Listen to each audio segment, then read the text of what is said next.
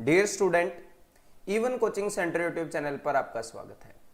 इस video series के अंदर मैं आपको HCF एंड LCM के सारे कंसेप्ट्स करवाने वाला हूं जो किसी भी कॉम्पिटिटिव एग्जाम के अंदर आते हैं, जैसे कि SSC, बैंकिंग या कोई भी और स्टेट गवर्नमेंट जॉब एग्जाम हो। तो अगर आप HCF LCM के सारे कंसेप्ट्स को एक जगह से कवर करना चाहते हैं तो ये वाली वीडियो सीरीज देखिएगा। और ये इस वीडियो सीरीज की छठी वीडियो है। इसको अच्छे से समझने के लिए इसके पहले की 5 वीडियोस और देखिएगा। उनके साथ मैंने प्रैक्टिस के लिए PDFs भी प्रोवाइड किए हैं। तो चलिए स्टार्ट करते हैं। और आगे बढ़ने से पहले मैं आपको 2 छोटी सी बातें बताना चाहूंगा, जरूरी बातें, कि यार अगर आपने अभी तक इवन कोचिंग सेंटर को सब्सक्राइब नहीं किया है तो सब्सक्राइब कर लीजिएगा सबसे पहले नोटिफिकेशन पाने के लिए, और उसके बाद बेल आइकन जरूर दबा दीजिएगा। और अगर आप मेरी सारी वीडियोस, स्टडी मटेरियल एक जगह पर एसेस करना चाहते हैं, एक स्ट्रक्चर्ड वे में पाना चाहते हैं, तो एंड्रॉइड ऐप डाउनलोड कर लीजिएगा, जिसका लिंक इस वीडियो के डिस्क्रिप्शन में आपको मिल जाएगा। तो आगे बढ़ते हैं, क्वेश्चन करेंगे आज अभी। और ये सारे क्वेश्चन जो आज करने वाले हैं वो हम करेंगे HCF एप्लीकेशन बेस्ड क्वेश्चन जो आते हैं ना HCF के ऊपर, वो सारे करेंगे जो आपके एग्जाम में आते हैं। तो वो सारे कवर हो जाएंगे, लेकिन इसके लिए आपको एटलीस्ट इतना पता होना चाहिए कि भाई HCF है क्या। हाईएस्ट कॉमन फैक्टर तो इसकी फुल फॉर्म है, इसका मतलब क्या है ये फील होना चाहिए आपको। तो ये मैंने पिछली वीडियो में बताया है, तो वो जरूर देखिएगा। आगे बढ़ते हैं, और किसी भी क्वेश्चन का सॉल्यूशन देखने से पहले वीडियो को पॉज करके एक बार खुद ट्राई करेंगे तो बेटर रहेगा। ठीक है, तो चलिए। A milkman had 75 liters milk in one can, okay, and 45 liters in another. The maximum capacity of a container which can measure milk of either container exactly. तो पूछ क्या रहा है, देखो, उसके पास एक कंटेनर है मिल्कमैन के पास, जिसके अंदर 75 लीटर दूध है। ठीक है, एक और कंटेनर है जिसके अंदर 45 लीटर्स दूध है। और फिर एग्जामिनर बोल रहा है कि एक और कंटेनर हो जो कि मैक्सिमम कैपेसिटी का हो, बड़े से बड़ा, जो दोनों कैन के अंदर के दूध को मेजर करते हैं। तो एग्जांपल लेता हूं मैं एक। मान लो भाई मैंने ले लिया 45 लीटर्स का एक कंटेनर। ठीक है, 45 लीटर का, क्योंकि 45 लीटर का जो कंटेनर है वो 45 लीटर वाले दूध को एक बार में मेजर कर देगा। लेकिन 45 लीटर वाला कंटेनर इस वाले जो 75 लीटर दूध है इसको मेजर नहीं कर सकता एग्जैक्टली। एक बार में 45 मेजर कर दिया तो बाद में 30 लीटर रह जाएगा, उसको कैसे मेजर करेंगे। तो मतलब यहां पर हमें एक ऐसा नंबर चाहिए जो 75 एंड 45 दोनों को एग्जैक्टली डिवाइड करे, मतलब इन दोनों के अंदर आए, दोनों को पूरी तरह से डिवाइड करे और बड़े से बड़ा नंबर हो, और उसी को बोलते हैं जी HCF। समझ गए? HCF की एप्लीकेशन यहां पर ऐसे हो रही है कि जो 75 एंड 45 दोनों को डिवाइड करे और बड़े से बड़ा नंबर हो। तो यहां पर 75 एंड 45 का HCF है भाई 15। ये आपको टेबल पता होना चाहिए भाई। 15 5 जा, इनका एलसीएम निकालने में तो कोई बड़ी बात है ही नहीं। 15 3 जा, तो भाई 15 दोनों में आता है। तो ये जो 15 लीटर का अगर ये कंटेनर होगा तो 3 बार में इस दूध को मेजर कर देगा एग्जैक्टली, और 5 बार में इस दूध को मेजर कर देगा। हमने जस्ट HCF निकालना था और उसको आंसर मार्क कर देना था। ठीक है, as simple as that. Otherwise अगर डायरेक्टली आपको HCF ना दिखे तो भाई मैंने आपको कई तरीके बताए हैं, इनमें से कॉमन लेना स्टार्ट कर दो। 5 तो कॉमन दिख ही रहा है ना, तो यहां पर कितना बचेगा, 5 कॉमन लोगे तो 15 9। उसके बाद 3 कॉमन दिख रहा है इनमें से, तो यहां पर बचेगा 5, यहां पर 3। उसके बाद यहां पर इन दोनों में कुछ भी कॉमन है नहीं इन नंबर्स में, तो ये इन दोनों का HCF आ गया। ठीक है, बाकी बहुत सारे तरीके बताए हैं, डिफरेंस वाला भी पिछली वीडियो में। ये क्वेश्चन ट्राई करें हम। 84 math books, 90 physics books and 120 chemistry books have to be stacked. इनको स्टैक करना है, मतलब इनकी पाइल्स बनानी है, ढेरिया बनानी है, अलग अलग पाइल बनानी है। What is the maximum number of books that can be in each stack. तो चलिए भाई समझने की कोशिश करते हैं। 84 मैथ की बुक हैं, देन 90 फिजिक्स की बुक है एंड 120 केमिस्ट्री की बुक है। ठीक है, इनकी ढेरियां बनानी है। तो ध्यान से मेरी बात को सुनिए कि 84 मैथ की बुक्स को हम रखेंगे कैसे। मान लो मैंने एक ढेरी बनाई यहां पर ऐसे, ये जो फिजिक्स की बुक है इसकी एक ढेरी का भी ये साइज है। एक ढेरी मतलब इसके अंदर कुछ बुक्स हैं ऐसे ऊपर नीचे रखी हैं। तो ध्यान से मेरी बात को सुनिएगा कि जो 84 मैथ की बुक हैं उनकी मैं कुछ ऐसे ग्रुप बनाऊंगा, और कितने ग्रुप बनेंगे मुझे पता नहीं।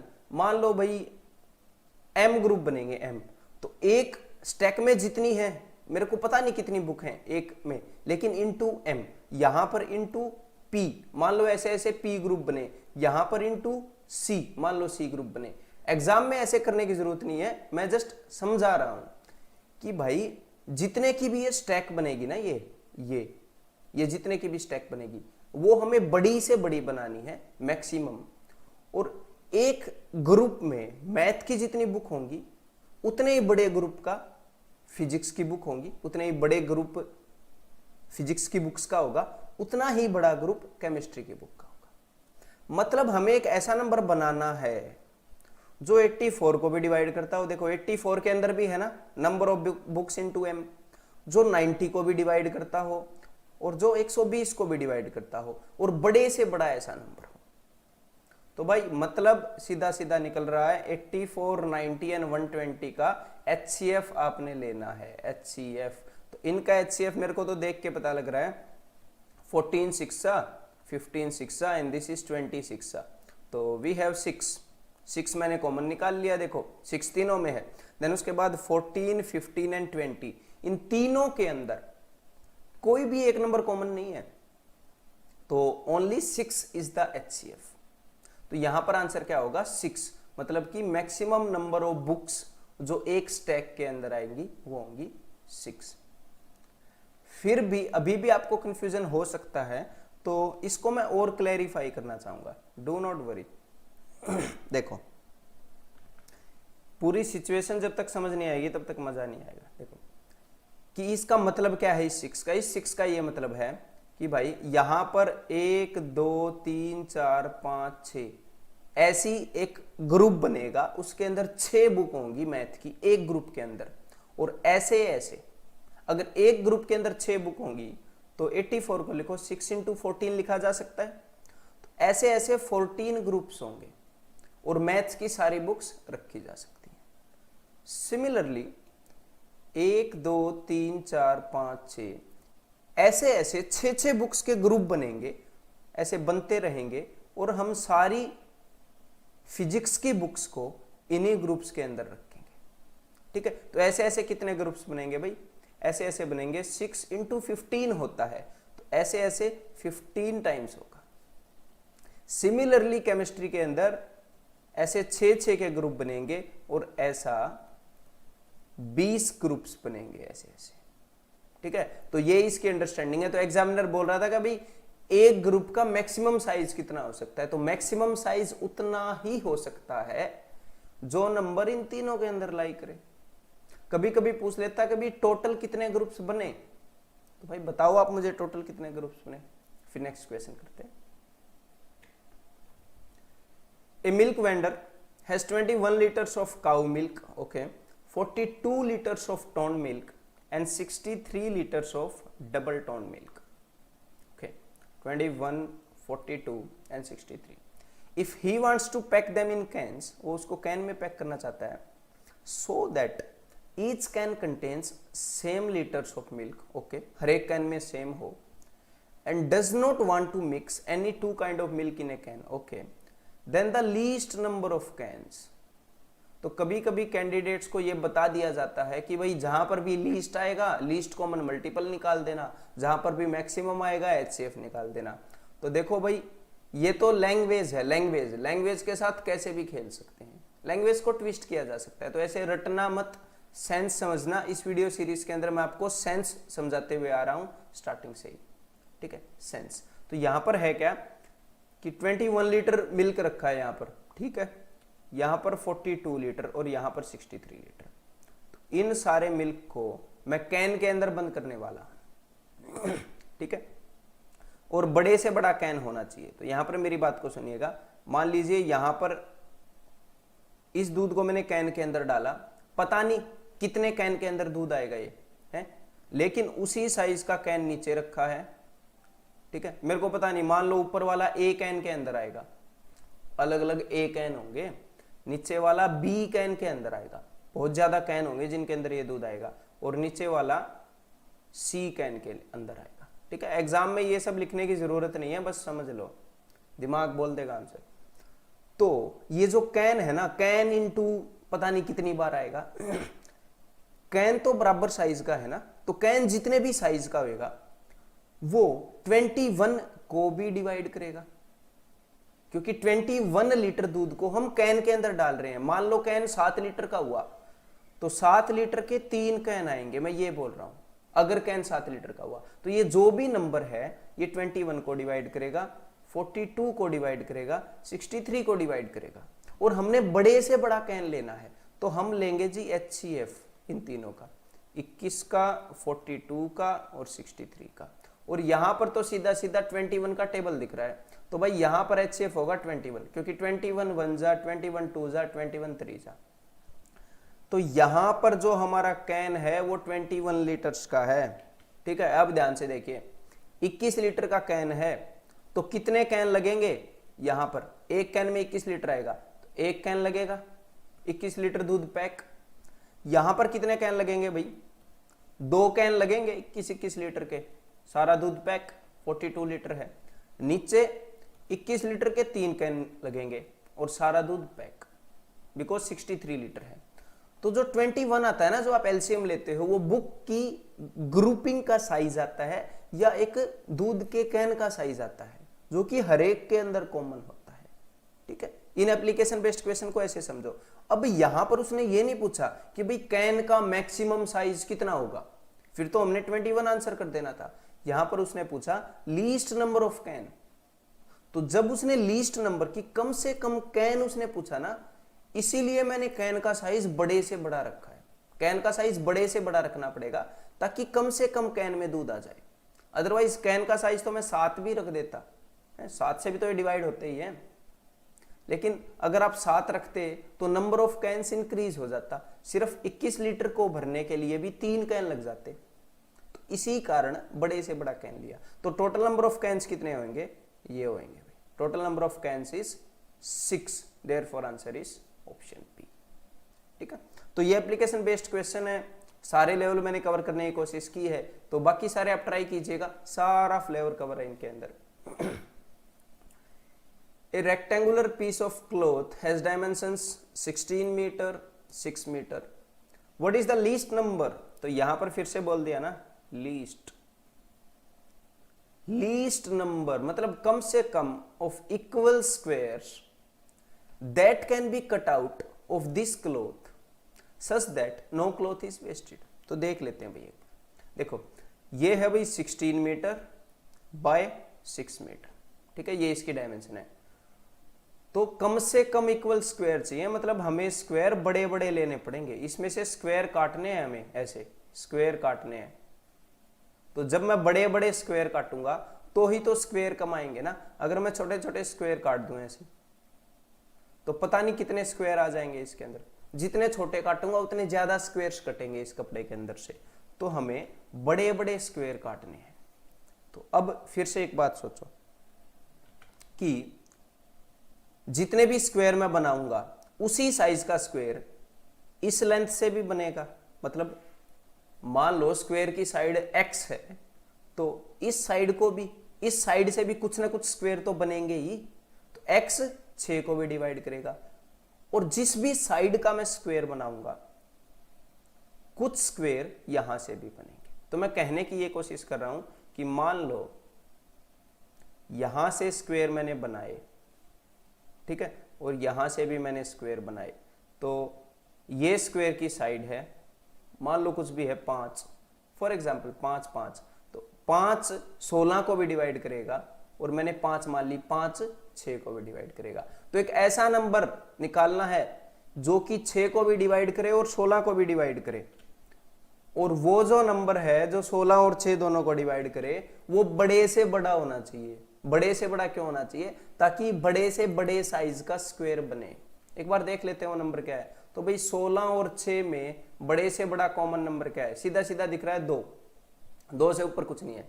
तो जो भी स्क्वायर है उस स्क्वायर की साइड का साइज आ गया। ये स्क्वायर की साइड का साइज कैसे कि दो दो साइज वाले 3 स्क्वायर यहां से बन जाएंगे इसकी ब्रेड्थ में से। आपको दिख रहा है 3, बिकॉज इसकी ब्रेड्थ 6 है। और नीचे से दो दो साइड वाले कितने स्क्वायर बन जाएंगे? टोटल दो दो साइड वाले टोटल 8 स्क्वायर बन जाएंगे।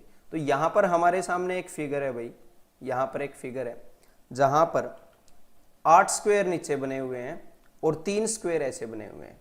तो अगर आपने टोटल स्क्वायर गिनने हैं तो सीधी सी बात है 8 इंटू 3 कर दो, सारे बना के गिनने की जरूरत नहीं होती। तो 8 इंटू 3 24 स्क्वायर्स बनेंगे। इससे कम स्क्वायर्स नहीं बना सकते बिना कपड़ा वेस्ट हुए, ठीक है।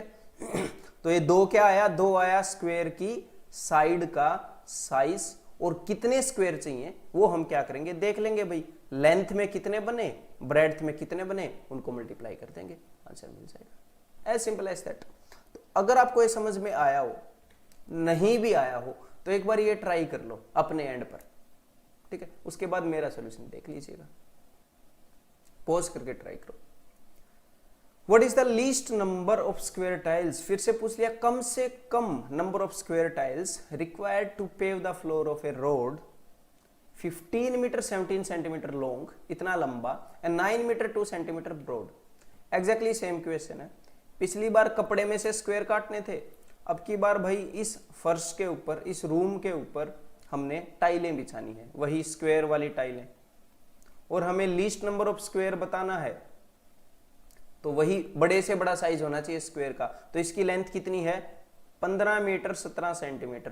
भाई इसको सेंटीमीटर में कन्वर्ट कर रहा हूं, एक यूनिट में 1517 सेंटीमीटर। इसकी ब्रेड्थ कितनी है?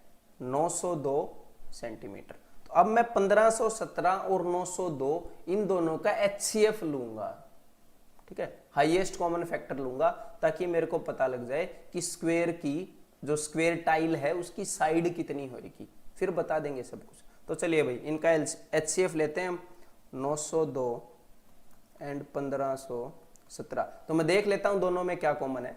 तो सबसे पहले तो मेरे को सीधा सीधा दिख रहा है कि भाई 9 और 2 11, जो 902 है ये 11 से डिविजिबल है। इन दोनों का सम 11 है, यहां पर सिर्फ 0 है, 11 से डिविजिबल है। तो इसको मैं ब्रेक कर रहा हूं 11 इंटू समथिंग में।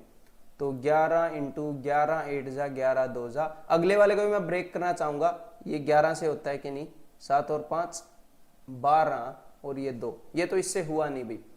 तो देखो इन दोनों के अंदर 11 तो कॉमन है नहीं, मतलब मेरे दिमाग के अंदर क्या चलता है वो मैं बता रहा हूं। 11 तो कॉमन है नहीं, HCF तो निकलेगा, कुछ और कॉमन होगा। मैंने 82 को भी ब्रेक कर दिया।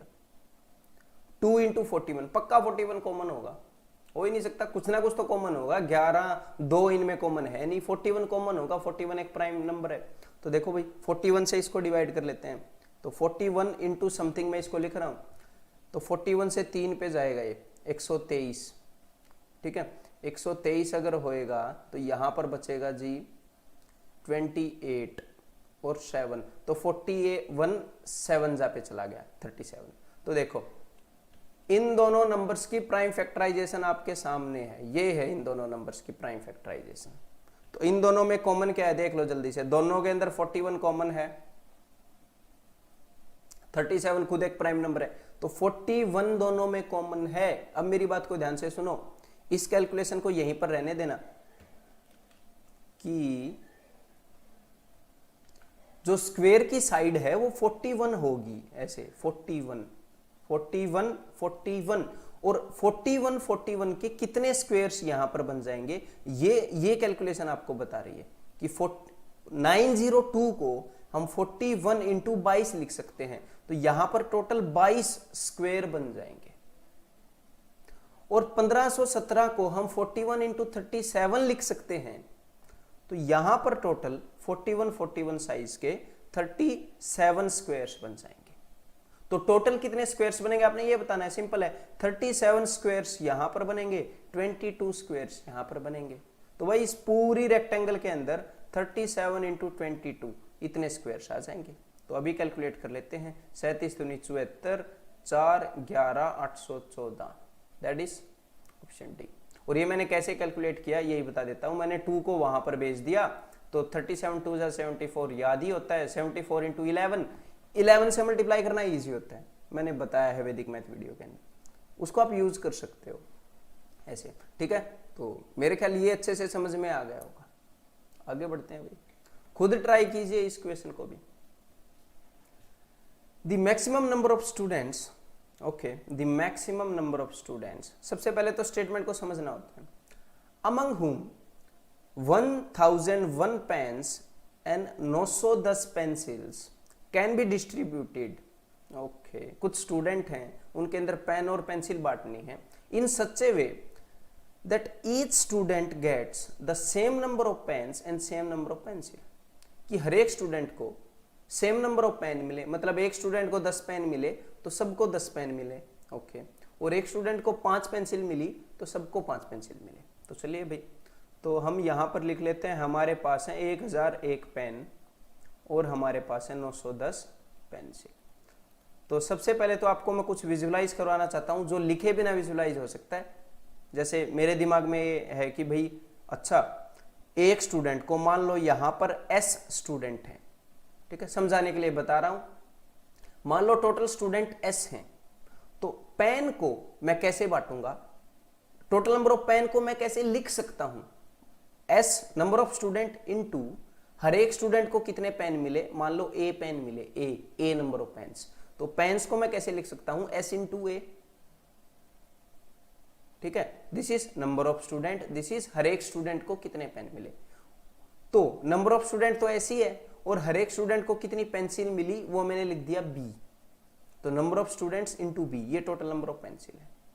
ऐसे लिख के मैं इसलिए दिखा रहा हूं कि आपको पता लग जाए कि जो नंबर ऑफ स्टूडेंट्स हैं, जो मैक्सिमम नंबर ऑफ स्टूडेंट जो हमने निकालना है, वो हमें इन दोनों में से कॉमन निकालना है, इन दोनों में कॉमन है वो, ठीक है। हम पेन को भी number of student into something लिख सकते हैं, पेंसिल को भी number of student into something लिख सकते हैं, ये दिमाग का खेल है बस, ठीक है। तो मतलब लिखने की जरूरत नहीं है, दिमाग का खेल का ये मतलब है। तो हमें 1001 और 910 में से बड़े से बड़ा, because maximum number of student बोला है, बड़े से बड़ा कोई नंबर कॉमन निकालना है, और उसको HCF बोलते हैं भाई, ठीक है। तो HCF ऑफ 910 और 1001, तो भाई बड़े बड़े नंबर है और इनमें गैप कम है। इस वक्त पर मैं कौन सा मेथड यूज करता हूं, मैंने वो मेथड आपको बताया है, मैं इन दोनों का डिफरेंस ले लेता हूं, ठीक है। इन दोनों का डिफरेंस अभी 91, क्योंकि इन दोनों का जो डिफरेंस होगा या तो वो इनका HCF होगा या फिर उस डिफरेंस का कोई फैक्टर होगा, उस डिफरेंस को तोड़ के देख लेंगे अगर वो नहीं निकला तो। तो भाई ये 91 10 जा, इन दोनों का डिफरेंस 91 है, 91 इसका फैक्टर है कि नहीं वो मैं चेक कर रहा हूं। 91 इसको 10 से डिवाइड करता है, ओके, और इससे 91 ये आगे है, तो भाई इसको भी डिवाइड करेगा। अगर एक को डिवाइड कर दिया तो दूसरे को भी तो करेगा, बिकॉज वो उससे 91 ही तो आगे है। तो 91 11 जा ये है, तो मतलब अब ध्यान, HCF 91 इन दोनों का HCF हो गया। अब ध्यान से सुनिएगा, 91 स्टूडेंट हैं टोटल, ठीक है। अब आपको और समझ में आएगा, 91 स्टूडेंट्स हैं, हर एक स्टूडेंट को 11 पेन मिले हैं, बिकॉज मैं 1001 को 91 इंटू 11 लिख सकता हूं। हर एक स्टूडेंट को 11 पेन मिले हैं और 91 स्टूडेंट हैं, हर एक स्टूडेंट को 10 पेंसिल मिली हैं। अगर एग्जामिनर ये भी पूछेगा ना कि हर एक स्टूडेंट को कितनी पेंसिल मिली है, ये भी पूछ लेता है, तो द लीस्ट नंबर ऑफ, ये सारी कंडीशन देगा और बोलेगा least number of pencils. Least number of pencil कब मिलेंगी, जब स्टूडेंट ज्यादा से ज्यादा होंगे, ठीक है। अदरवाइज ये सारी कंडीशन सेटिस्फाई की जा सकती हैं 13 और 7 से, 13 7 91 है ना, 13 और 7 से भी सेटिस्फाई हो जाएंगी, लेकिन वो लीस्ट नंबर ऑफ नहीं आएंगी, ठीक है। तो भाई यहां पर आंसर क्या हो जाएगा हमारा, यहां पर उसने पूछा है student get the maximum number of student, that is option A. तो भाई ये थे एप्लीकेशन बेस्ड क्वेश्चंस HCF के। तो मैं उम्मीद करता हूं कि आपको समझ में आए होंगे, नहीं आए तो आप रिपीट कर सकते हो वीडियो को, कंसेप्ट स्ट्रॉन्ग ही होगा। इसके अंदर मैंने सारे कंसेप्ट जो भी एग्जाम्स के मैंने नाम लिए, SSC, banking, defence exam, state government exam, सारे कवर कर दिए हैं। अगर इन क्वेश्चंस को प्रैक्टिस करना है या ऐसे ही और क्वेश्चन प्रैक्टिस करने हैं तो इस वीडियो के डिस्क्रिप्शन में लिंक है, वहां पर जाके पीडीएफ डाउनलोड कीजिएगा और प्रैक्टिस कीजिएगा, ये कंसेप्ट और स्ट्रांग हो जाएगा। तो बाय बाय, टेक केयर। और जाते जाते ये बात बोलना चाहूंगा कि भाई अगर अभी तक आपने सब्सक्राइब नहीं किया है even coaching centre YouTube channel को, तो सब्सक्राइब करके बेल आइकन दबा दीजिएगा फ्यूचर में वीडियोस पाने के लिए। और अगर वीडियो पसंद आई तो वीडियो को लाइक कर दीजिएगा अभी के अभी, कमेंट करके बता दीजिएगा कैसी लगी और अपने दोस्तों के साथ शेयर कर दीजिएगा। ठीक है, see you soon in my next video.